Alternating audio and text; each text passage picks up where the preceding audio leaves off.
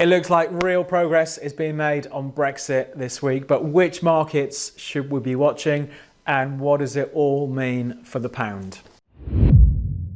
Hello, I'm David Jones from Capital.com and I've finally given in and I'm doing a video on the B word. We all know how much Brexit has dominated financial market uncertainty over recent years, particularly when it comes to the currency, the pound. So in this video, we're going to catch up with what's been going on with the pound. I'll come back, talk a bit more about the Brexit timeline, because it does look like things are moving along this week. Then we'll go back and look at some of the other markets that are being affected and focus on the pound, the big levels to watch over the next few days. As usual, if you're watching this and you don't subscribe, click on subscribe, support the channel, and we'll continue to push out content like this. So let's catch up, because it has been a volatile few days with what's been going on with the pound.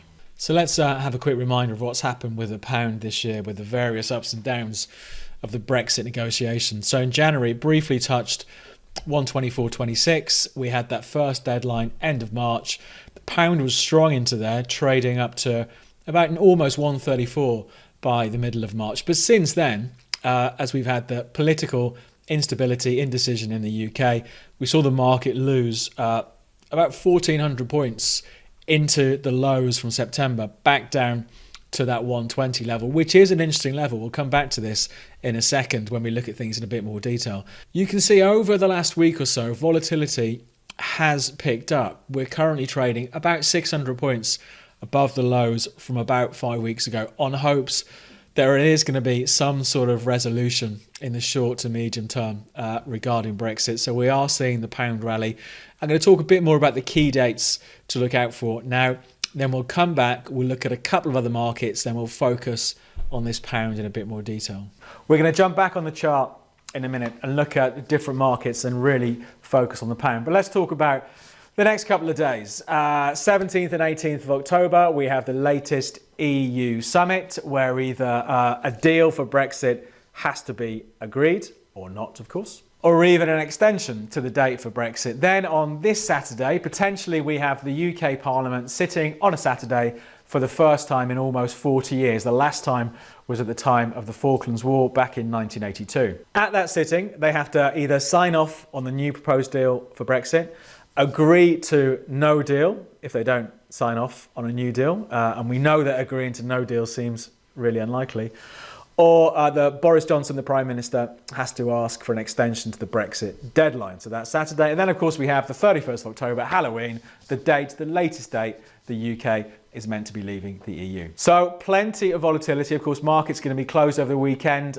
We could see some fireworks when they open on Sunday night. So let's catch up with the markets to watch and then really drill down to the pound to see where this could be going over the next few weeks. So let's go through a few markets that could be affected by the Brexit discussions. Then we'll focus on the pound that is really going to be the one to watch. Let's start off with the German stock market, the DAX. Of course, Germany has had its own issues this year, narrowly avoided a recession at the beginning of the year. And like many stock markets, it has been dogged somewhat during the summer of talks of a trade war, tariffs being imposed by the USA on various foreign countries. But as we've seen US stock markets bounce back, we've also seen, of course, European markets dragged higher. And the DAX is no exception. At the time of recording, it was trading pretty much at its best levels for the year so far, just above 12,650. And I think for the DAX, yes, if there was some sort of resolution to Brexit, if German businesses such as the car manufacturers knew where they stood, that has to help sentiment in Germany. But it's maybe a market that's equally as affected by what's going on in the US, but with a stronger performance by US markets, that's getting dragged higher as well. Let's take a look at the FTSE. The FTSE 100, the UK's blue chip index, this is an odd one when it comes to Brexit, because it tends to move the opposite direction to the way the pound's moving, because so many UK listed companies in the FTSE derive their earnings from overseas, so they might make profits in dollars or euros or whatever. A weaker pound is actually good for their P&L, good for their balance sheet. So when we've seen the pound weaken, we have seen, as we can see here, if we look at from March this year into sort of August, late July, We did see stronger stock markets in the US, but also a weaker pound is helping the FTSE 100 as well. Looking at where the market's trading now, we are positive on the year so far. We haven't had as positive a run in recent weeks that we have on the DAX. So I think for the FTSE 100, Brexit could be, if we see some sort of resolution, it could be a bit of a mixed blessing. If we see the pound strengthen, that will put some pressure clearly on FTSE 100 companies who derive their earnings from overseas. But if we have some sort of clarity, then you'd expect the market to get lifted. And I think in the short term, a run back to those old highs, those late September highs, around about 74.50 doesn't seem too ridiculous. Now let's take a look at two markets that will be much more directly impacted by what's going on with Brexit. Let's take a look at gold first of all, then we'll look at the pound. I think gold's always a really interesting market to watch, and even if you don't invest or trade gold directly, I think it's always worth keeping an eye on. This is the last 14 months or so for gold, and it has enjoyed quite the run. The price of gold, an ounce of gold, has gone from $1,160 to in September this year trading as high as $1,550. So that is a big move. We've seen a 30% plus move higher for gold since August of last year. Clearly, global uncertainty helps the gold price. So when we had things like trade wars, when we have the worry about maybe a global slowdown, perhaps even a recession, that helps gold as well, because people see it as a low risk destination, a place of safety in times of uncertainty. So again, Brexit uncertainty traditionally would have at least some sort of impact on gold. If we see Brexit resolved, it takes one bit of uncertainty out of the puzzle. But I think the trend for gold is still up. It's maybe a bit overheated at the moment, given the run we had from June of this year. So there's definitely scope for a bit more weakness on gold, for investors to develop more of a risk appetite and turn away from what they see as safer havens. But I think even if we did see gold pressured down, to the low 1400s, so $80 lower than here, that trend from last August is still up. So for me at the moment, even in the short term, it could suffer if we see some sort of progress. I don't think we should discount further gains in gold medium to longer term, because we still have the worries about trade wars and what's going on with the global economy, fears of a slowdown here. Now let's look at the pound. This is going to be, I think, the market to watch when markets start trading after all these discussions have been had. So to do a complete history lesson, here we go. This is the June 2016 vote. So the pound touched about 150 just as the polls closed in June 2016 for the UK's Brexit vote. Expectations were the UK was going to vote to stay in. It went the other way, as we all know now. And you can see the effect on the market. The market really tanked overnight in the early hours of the morning trading. And then by, October of that year, so less than 4 months after the vote had happened, pound against the dollar was trading down around about 120. So it lost something like 20% from where it was on the evening of the vote.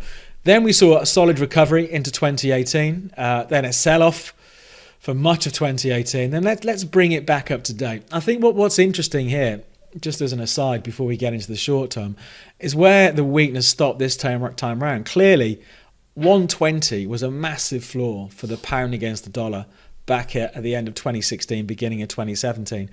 And it did spike briefly below that this year during the summer, but it has held again. So if we did see a more pronounced sell-off from here, from the sort of 127s, which is where we are at the time of recording, let's see what happens if it gets back down to those 120s. But let's just zoom in on what's been happening this year. So pound against the dollar started the year in a fairly positive mood. We had that deadline at the end of March when we were expecting some sort of decision on the UK leaving the EU. The pound did trade up to almost 134, but since then the story has been one of decline, trading back to that 120 level. But you can see how it has turned around over the last week or so. It's an incredibly difficult market to call, I think, at the moment, because who knows? If you followed Brexit, the Brexit discussions, there can be surprises every day, and that has a direct impact on the pound against the US dollar, and of course the pound against the euro and other exchange rates. But some big levels to watch. Perhaps in the short term, the strength has got a little bit overcooked. So perhaps we'll see a little bit of profit taking up here. We've got these big obstacles left from May this year around about the 128 level. So at the moment, we're only trading about 50 points below that. So I think that's one hurdle to watch in the shorter term. After that, if we did manage to clear 128, it does start to look like a breakout. And we can start, I think, then looking for a run back up to these highs, March, April area, sort of the 130, the 132 zone. So I think there's a couple of wide levels to watch there. But where it gets, I think, a bit more interesting is what happens if we see this market under some pressure. Let's see if we see it get knocked when markets start trading again after Saturday's parliamentary session. Where do we see the buyers come in? Let's flip this over to a short-term chart. So you can see the last few days have been categorized by some very sharp moves, the market reacting to news, building up hope that some sort of agreement or resolution or whatever is nearby. But we've left a big base, I think, from beginning of October, around about 122. So if we did have some sort of disappointing news for the pound over the weekend, and we see it open sharply lower in Asian trading, watch the 122 area. We've got short-term supports coming in from 124, 125. So I think even if it does get knocked back, it could still be a buying opportunity, because I do think that maybe over recent weeks there is a feeling that the pessimism has gone a little bit too far. Famous last words. So I'd be tempted to see if buyers step back, if the pound does get knocked back on any disappointing news. The moves we've seen since September does make it start to look as if this trend that's been in place since pretty much April of this year has finally been cracked. It doesn't mean we're going to see it trading at 140 anytime soon, but I think for now at least I'd be tempted to look as any weakness in the pound against the dollar as a buying opportunity. Let's see what the next few days bring. That's it for our Brexit update. It promises to be an interesting time. We'll see what happens, but from me, David Jones and Capital.com, good luck with your trading.